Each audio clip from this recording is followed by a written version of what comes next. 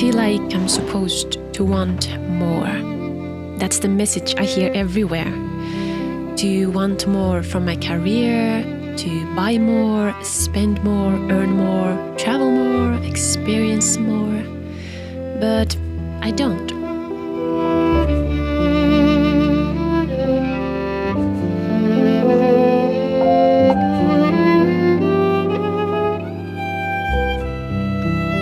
I want less stuff, less rushing, less stress and less noise. Freedom is wanting less and being grateful for what I already have. It makes me happy and it sets me free.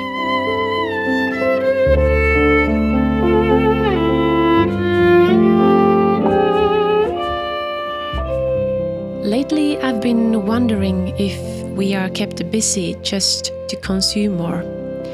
Buying things like robot vacuums or fast food or cheap disposable clothes made of plastic that don't last.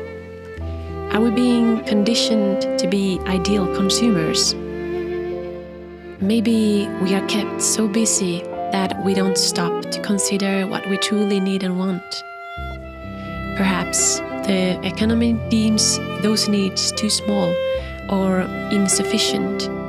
But the truth is, we need surprisingly little.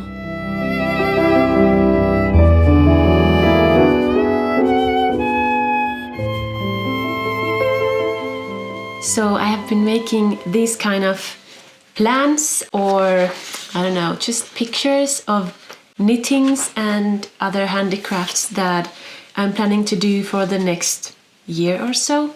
And I've been doing this for many years now. And this is really good because everything that I always do, if it's knitting or sewing or whatever, it's always out of necessity because we need them. We have a long and really, really cold winter, so we really have to have warm clothes. And basically, me and Esa both, we almost only use clothes that are made of wool, and many of them which I have done myself.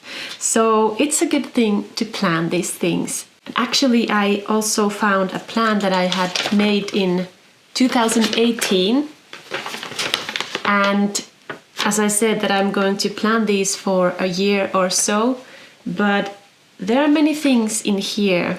Like there is a fisherman's sweater, like a white fisherman with braids, a sweater that I wanted to do in 2018, but I did it now, this year, 2024. So these almost never happen in a year, but I like to sit down and plan and think about what do I actually need, because these things, they take a long time to make, and I really don't want to spend like hundreds of hours making a sweater or something that I never wear, or that I make it out of colors that I don't really like, or out of material that isn't good for our weather. I really like to just stop and think, and what do I really need? That's why you see me wearing my sweaters and my clothes many, many times. I think this is what the world could need, just a little bit more, for us to stop and think, what do we actually need? And then only to have those things that we actually need, and then use them a long, long time. This is my teeny tiny clothes revolution that I'm trying to do.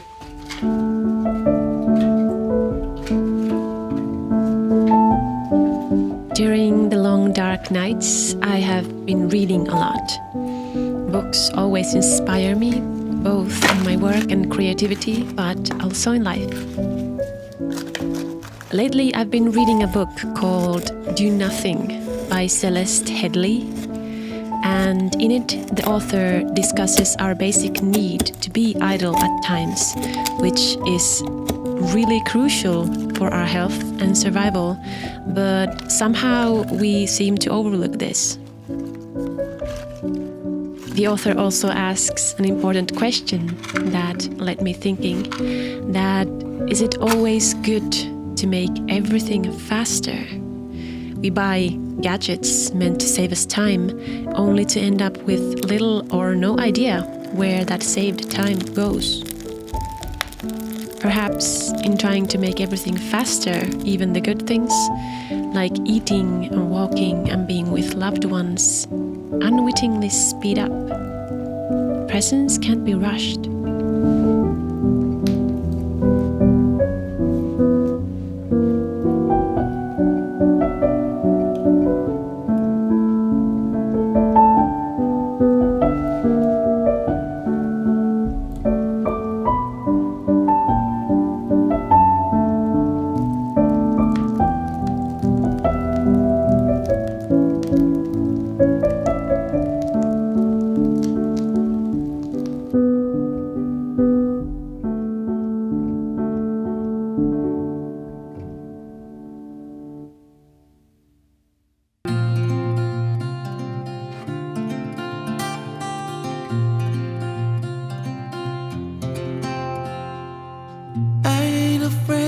The dark, 'cause once you let the light in, you won't see the beautiful stars shining down from afar.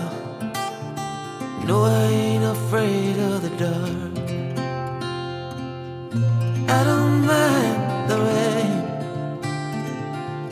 bring your life back, we can breathe again when dealing with the pain. No, I don't mind the rain. Ooh, that's the way it goes. Life will teach you what you need to know. And ooh,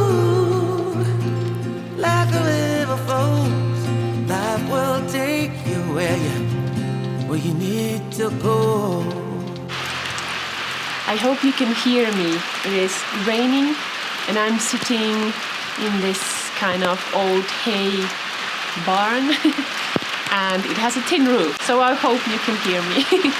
I came from our neighbor again, the lady who fishes here, and again she called me that, hey, I got some extra fish, do you want to get some? And yes, of course I did. So I have so many fresh fish here. And even though it's raining, the lakes are already frozen right now because just yesterday we had snow. This winter is, I don't know, this is so weird. But the lakes are frozen, so she and a few other people from our village has put the fishing nets under the ice. There is maybe, they said that maybe 20-30 centimeters of ice already. And they have put the nets underneath. And last year we were with them when they put them, and that was so fun. And it's actually quite easy to put fishing nets under the ice, even though it might sound a bit weird. But first you carve a hole to the ice, and then you go someplace else and you carve another hole on the ice. Then you put the fishing nets on the first hole underneath the ice, and then people have different things how they pull it to the other hole. Some have some kind of magnets that they have one magnet on top of the ice and the other one is attached to the net. So then you just pull the magnet that is on top of the ice, so the fishing nets just come and then you can pick them up from the second hole. That's really nice because then we can get fish all around the year. In the heart of the winter there is going to be ice. Sometimes it's like a meter of ice. So the fishing nets go quite deep underneath the ice, but they still work. I got wet in the rain. This was a bad idea to leave jacket home. But it's quite warm in here because it's raining. And I mean this winter, oh my god, it's now maybe 2 p.m. and it is getting dark already. It's dark because it's so foggy, but also the sun sets after 2 p.m.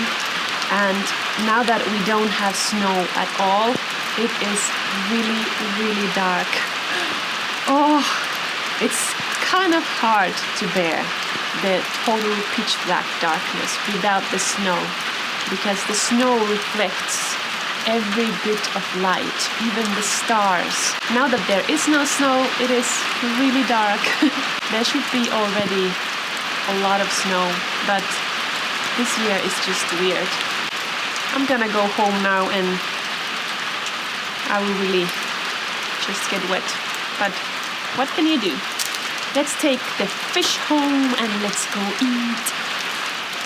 I ain't afraid of the dark. Once you let the light in, you won't see the beautiful stars shining down from afar. No, I ain't afraid of the dark.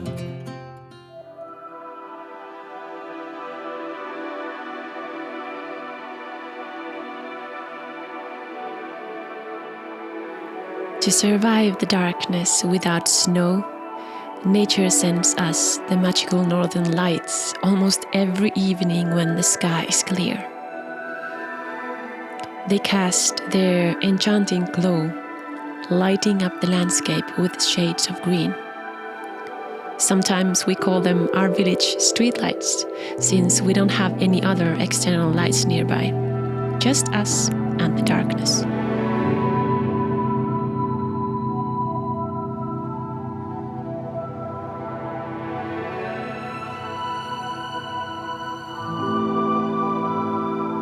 Darkness is not only a negative phenomenon, it also offers an opportunity for us for inner reflection, peace, and connection with nature. The northern lights, along with this vast sky full of stars, symbolize light and hope, shining through the darkness and reminding us of nature's beauty and mysticism.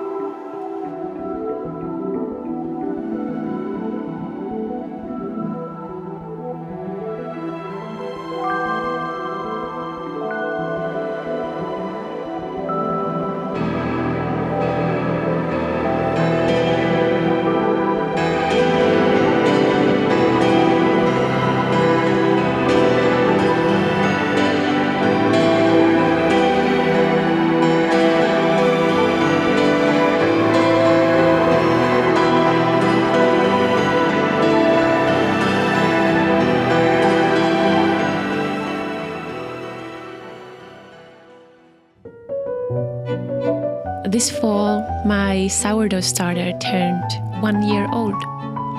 That means I have been baking all the bread we eat for a full year now. Even though it was never my goal to bake every week and stop buying bread from the store, I started out of pure curiosity, and I don't think I'll go back. These simple, grounding habits bring me closer to what I believe life is for. Doing things for their own sake and not for some external goal. Sourdough bread baking is a slow process. It takes 2 to 3 days to make a loaf, so I've had to find a slower rhythm.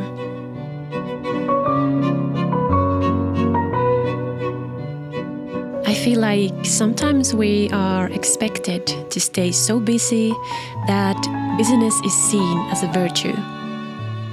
Being super busy is praised, like you're an everyday hero for managing your career, family, and even some extras like taking the kids to hobbies or squeezing in a late night self-improvement or something. Idleness and slowing down and not being busy are often viewed as negative. I have always hated busyness. It just makes my skin crawl and even makes me feel physically nauseous.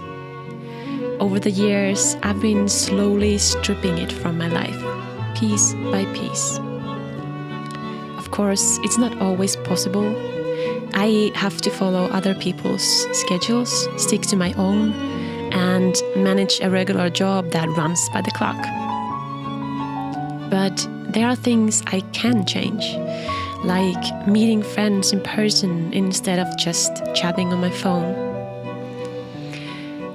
I'm not there yet. I'm still learning and figuring out what to accept and what to change. But isn't learning together so much better than doing it alone?